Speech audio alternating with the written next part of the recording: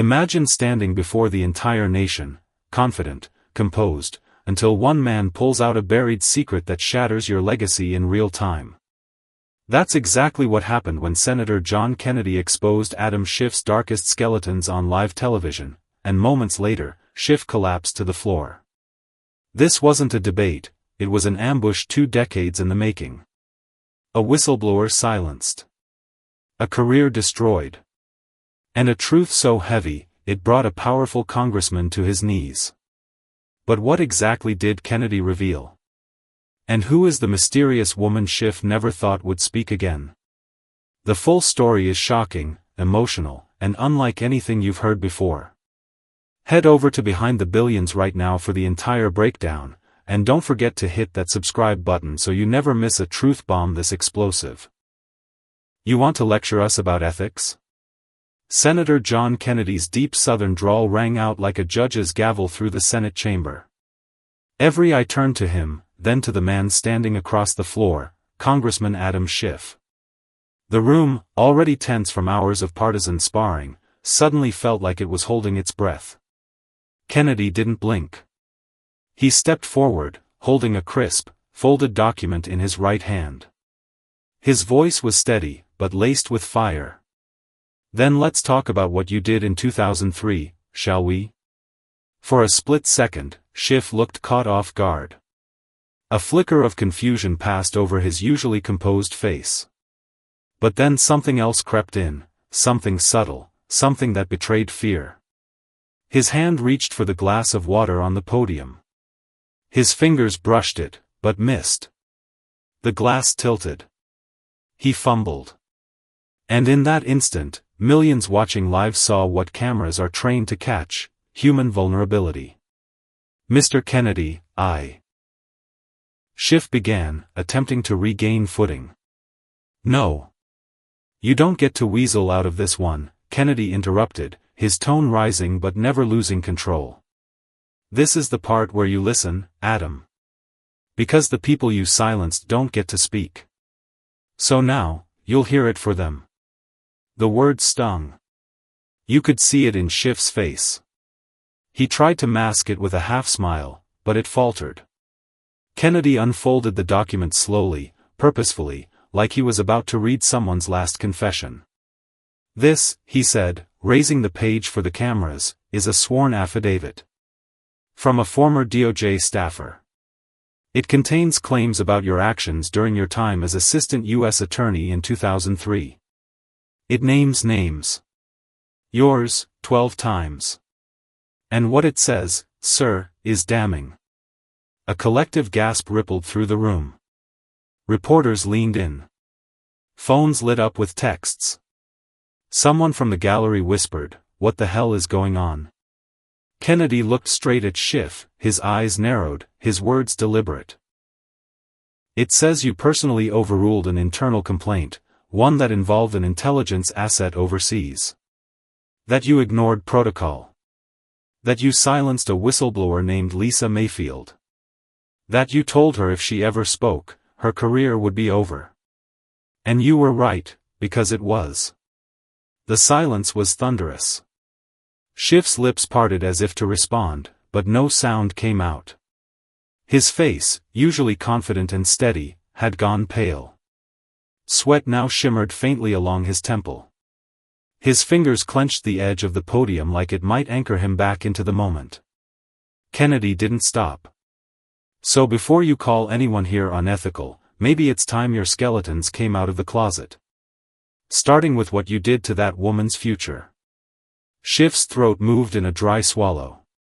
His eyes darted, almost involuntarily, to the cameras. Then, to the exit.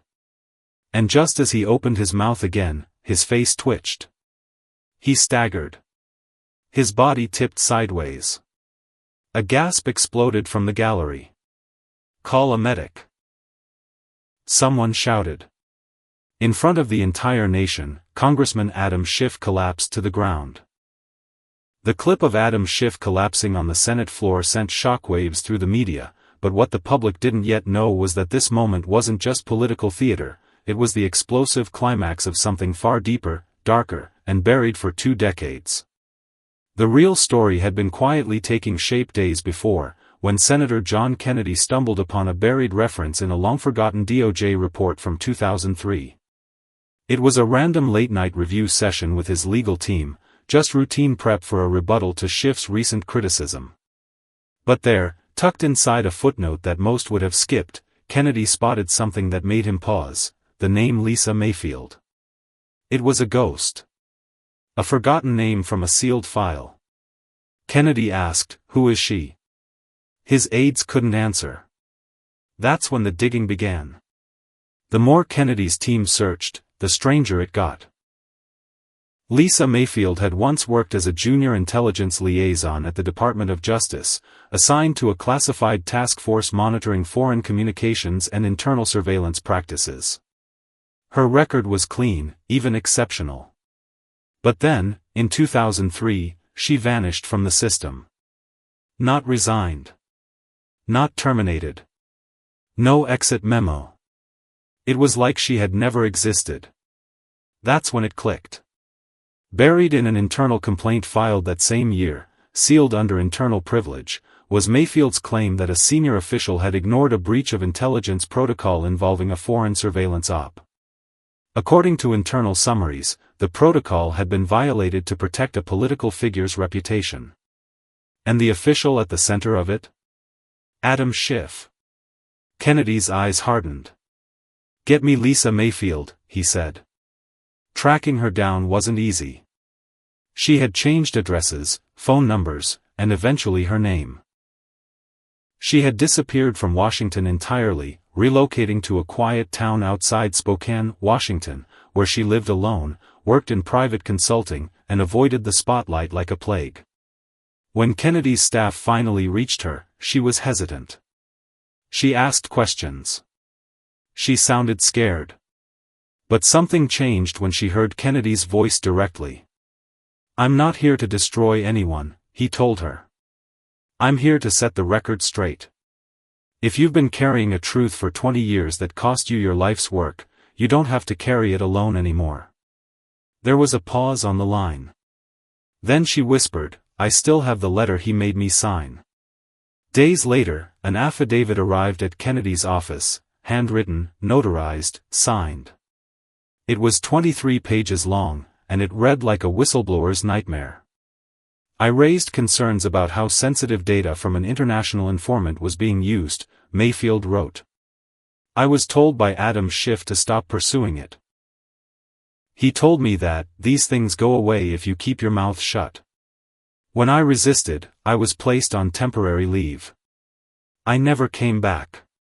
She described how her attempts to escalate the issue were met with silent resistance. Meetings were cancelled. Emails were deleted. Eventually, she was erased, not just from the DOJ, but from every opportunity she had built. Lisa Mayfield was 29 when her career was destroyed. And no one ever asked why. Until now. With Lisa Mayfield's sworn affidavit in his hand, Senator John Kennedy knew the stakes were unlike anything he'd dealt with before. This wasn't just a political jab or a headline-making punch, it was a calculated decision to detonate a truth that had been buried under 2 decades of silence and shame. And Kennedy, for all his Southern charm and wit, understood the weight of what he was about to do. He walked into the Senate chamber that morning with calm determination, hiding the storm he carried beneath his polished shoes and neatly folded jacket. The document, now secured in a simple leather folder, sat snug under his arm like a loaded weapon. He looked around the chamber, past the marble columns and polished desks, scanning the faces of colleagues who still had no idea what was coming. And then, he saw Schiff. Standing at his podium, arms folded, trying to look unfazed. He had prepared for the usual partisan debate. He was ready for jabs, statistics, arguments. What he wasn't ready for, was his own pass to walk through the door. Kennedy waited for the procedural formalities to clear. When his name was called, he rose slowly. And then, he began. "I didn't want to bring this up. Lord knows I tried to stay in the realm of current debate," Kennedy said, his voice even, his drawl heavy. But when a man stands in this chamber and speaks about truth, about justice, about what this country deserves, he'd better be ready to answer for his own record. Adam Schiff blinked, twice. The camera zoomed in. "This," Kennedy said, holding up the document, "is a sworn affidavit. It's from a woman whose career was destroyed under your watch. Her name is Lisa Mayfield. You may not say it out loud, Adam, but she remembers everything." A murmur ran through the chamber. Kennedy unfolded the pages slowly, reading the first few lines verbatim. "In 2003, I reported a breach of protocol involving sensitive foreign intelligence. My concerns were dismissed by Adam Schiff, who stated directly that pursuing the matter would end my career. Shortly after, I was removed from my post. I never worked in government again." Schiff was pale now, visibly shaken. His jaw clenched. His hand gripped the podium like he was holding on to the last solid thing in the world. Kennedy didn't flinch. "You threatened her. You buried her complaint. You chose silence over accountability. And now you want to stand here and pretend you're the moral compass of this chamber?" Schiff raised a hand, trying to interrupt. "That's a blatant mischaracterization." Kennedy raised his voice, cutting him off with sharp force. "Don't you dare. You knew what you were doing. You knew the consequences of letting a whistleblower fall on the sword to protect your reputation. That's not politics. That's cowardice." Every camera in the room was fixed on Schiff, capturing each twitch, each swallow, each moment of unspoken panic. The air was thick with something beyond partisanship. It was moral gravity. This wasn't a debate. It was a reckoning. And then, as Kennedy folded the affidavit and placed it on the desk, Schiff shifted unsteadily. His eyes lost focus. His posture drooped. And before anyone could react, he collapsed to the floor. Gasps erupted. Staffers rushed. A medic was called. And the entire country watched it happen, live. The moment Adam Schiff's body hit the floor, the entire chamber erupted in chaos. Aides sprinted toward him. Senators jumped from their seats. Someone shouted for a medic while others just stood frozen, mouths agape, eyes locked on the fallen congressman. The cameras, still rolling live, captured every second. Within minutes, the clip went viral, not just because a powerful political figure had collapsed, but because of why it happened. The headlines came fast, each one more sensational than the last. Adam Schiff collapses after Kennedy exposes DOJ cover-up. Explosive whistleblower letter rocks Washington. Schiff's skeletons unleashed on Senate floor. The internet ignited. Hashtags like hashtag Lisa Mayfield, hashtag Schiff collapse, and hashtag Kennedy bombshell trended for hours. And beyond the noise, something else was stirring, something much heavier: public outrage. Outside the Capitol, people gathered with signs. Some called for Schiff's resignation. Others demanded investigations into the DOJ's handling of whistleblowers. Chants filled the air: justice for Lisa. Expose the liars. No more silence. What started as a political confrontation had become something more, a raw national moment where truth felt like it had punched through the usual fog of power and spin. At the hospital, Schiff was stabilized. The official statement released by his office was sterile, predictable. The congressman experienced a brief medical episode caused by stress and dehydration. He is recovering well and thanks everyone for their concern. But people weren't buying it. Not this time. Because Schiff wasn't just physically shaken, he was silent. No press conference. No rebuttal. No carefully worded tweet. For a man known to dominate hearings, command the floor, and spin narratives with ease, his sudden retreat spoke volumes. It wasn't just that he had been accused, it was that he had no answer. And everyone noticed. Back in the Senate, Kennedy remained stoic. When reporters swarmed him in the halls asking if he regretted anything, He gave the same calm response every time: I didn't expose a man. I exposed a truth. And if that truth has consequences, so be it. Lisa Mayfield, the woman behind the affidavit, had become a household name overnight. News anchors read excerpts from her statement on primetime television. Former DOJ colleagues, emboldened by the moment, came forward with their own fragments of the past. Some confirmed her integrity. Others hinted at a pattern of silencing dissent within the department under Schiff's tenure. The whispers were turning into a storm. Inside government circles, the fallout deepened. Committees quietly requested files that had been long buried. Ethics watchdogs filed formal complaints. There were even murmurs that the DOJ's Office of Inspector General might be pressured to reopen old cases. Not just Mayfield's, but others that had mysteriously vanished from the books in that same era. Through it all, one image stuck with the American public: Adam Schiff, collapsed on the Senate floor, moments after hearing the truth he'd buried read aloud for the world to hear.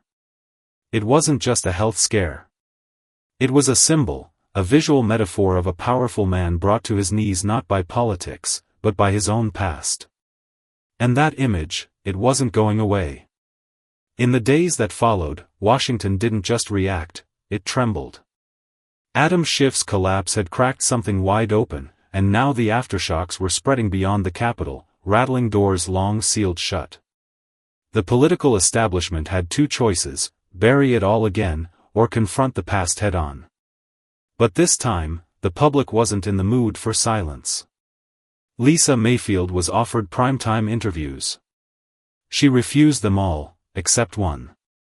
In a quiet, dimly lit studio, she sat down across from a respected journalist. Her voice was calm, but laced with years of buried anguish. I wasn't trying to destroy anyone, she said. I just wanted the truth to matter again. I gave my life to public service. I didn't deserve to disappear. Viewers were stunned by her poise, her honesty. She spoke not with rage, but with clarity, and that made her story all the more powerful. He told me to shut up. He said, "You're playing with fire, Lisa." I still remember the look in his eyes when he said it. He wasn't scared of being wrong. He was scared of being exposed. The interview hit harder than expected. It wasn't just an accusation anymore, it was real, human, undeniable. Americans saw not a political pawn, but a woman whose voice had been stolen, who had survived in silence while others built careers on lies. Back in the Capitol, Schiff returned after a week of seclusion. Cameras flashed. Reporters swarmed. But the man who had once stood tall behind podiums now seemed smaller. Thinner. More careful with every step. He walked past microphones without a word. His silence was louder than any speech. Inside closed-door meetings, it became clear Schiff was now a liability. His party, once united around him during high-stakes hearings, was beginning to shift. Colleagues who once praised him now spoke cautiously, distancing themselves from the scandal. One senior senator was overheard saying, "If there's more to this story, we can't afford to go down with it." And there was more. Whispers of other suppressed whistleblowers began to surface, people Schiff had allegedly dismissed, ignored, or sidelined over the years. Names that hadn't mattered before were suddenly being remembered. Investigative journalists started digging, connecting dots, unearthing old memos, emails, and testimony. The story wasn't dying, it was growing. Senator Kennedy, meanwhile, became something of an unlikely folk hero. People across party lines praised him not for being partisan, but for being bold enough to pull truth into the light. In one interview, when asked if he felt sorry for Schiff, Kennedy paused before answering, "I feel sorry for anyone who forgets that power is borrowed, and truth is permanent." As new committees were proposed to review the Mayfield case and others like it, a sense of reckoning hung in the air. This wasn't just about one man. It was about a system that had protected the powerful while silencing the brave. And for the first time in a long time, it felt like the tide was turning. Schiff remained in office, for now. But the damage was done. The look in his eyes, every time a reporter said Mayfield, said it all. He was no longer the hunter in the chamber. He was the hunted. And as the sun set behind the Capitol dome one evening, a lone voice on a news panel said what many were already thinking. Adam Schiff didn't collapse because of dehydration. He collapsed under the weight of the truth.